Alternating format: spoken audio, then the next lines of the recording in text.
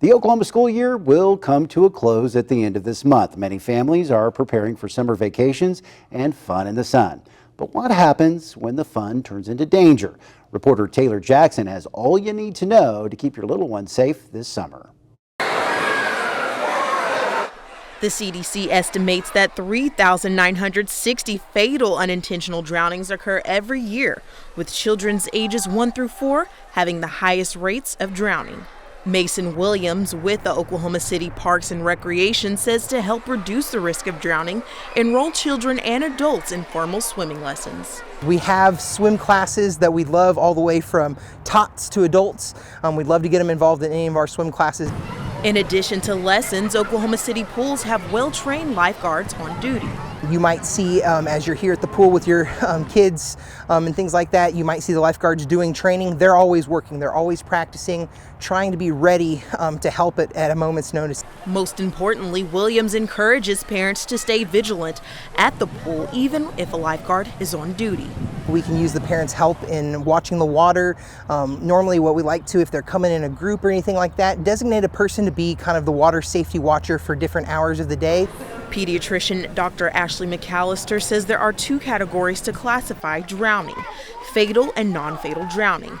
Non-fatal drowning is also known as dry drowning, which is not a medical term. Concept is that, typically to prevent you from inhaling water, your throat will close off that airway, and that basically cuts off that supply to your brain and oxygen.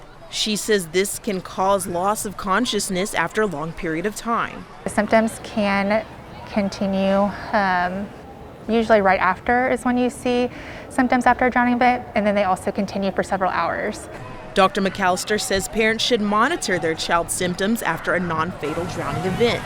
And so after a few minutes, if they're still coughing pretty heavily, their breathing's faster, and they're struggling to get air in, then I would recommend that they need to go see someone to get medically evaluated. Water safety is also helpful on the lake. OHP says that parents are solely responsible when watching their children at the lake. They also recommend that parents make sure their children has a personal flotation device. If they're not strong swimmers, they need to make sure that they have a PFD, a personal flotation device, on their children at all times. About 200 boat-related accidents have happened between 2016 and 2020. In 2020 alone, there were about 63 drownings reported in Oklahoma. Trooper Proctor says following boat safety rules can help make a big difference. Your average boater goes out probably about 4 times. People don't know the rules of the lakes. They don't know rules of the water.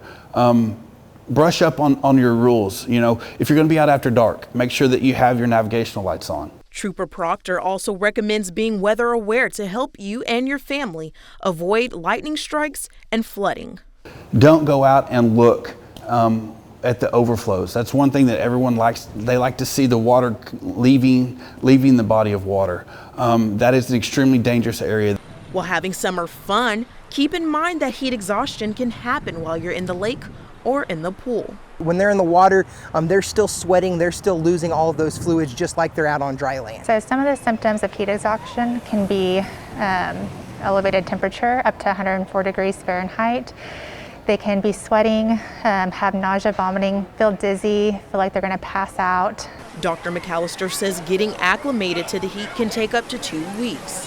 So doing light activity and exercise initially when it's cooler in the day, so usually early mornings or late in the evenings. She also recommends checking the heat index before letting your kids outside to play. So if there's a lot of humidity, then you're not going to sweat as well and be able to cool yourself off.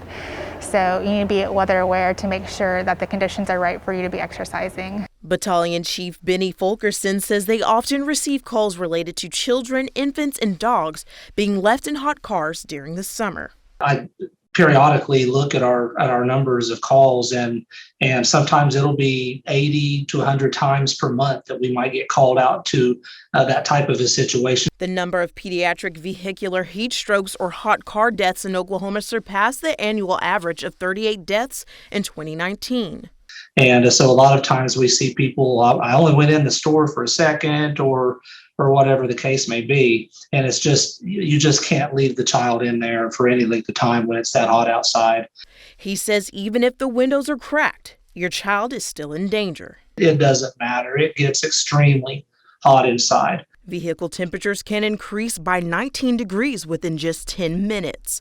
Fulkerson says they often see cases involving parents or guardians that unintentionally leave their child in the car. We always tell people, to help remind them that there's a child in the back seat. You've heard say maybe leave your billfold or your purse or something in the back seat too, something that you would need to get out of the car whenever you get to where you're going. Experts also suggest setting a reminder on your phone to check the back seat. Taylor Jackson, The Oklahoma News Report.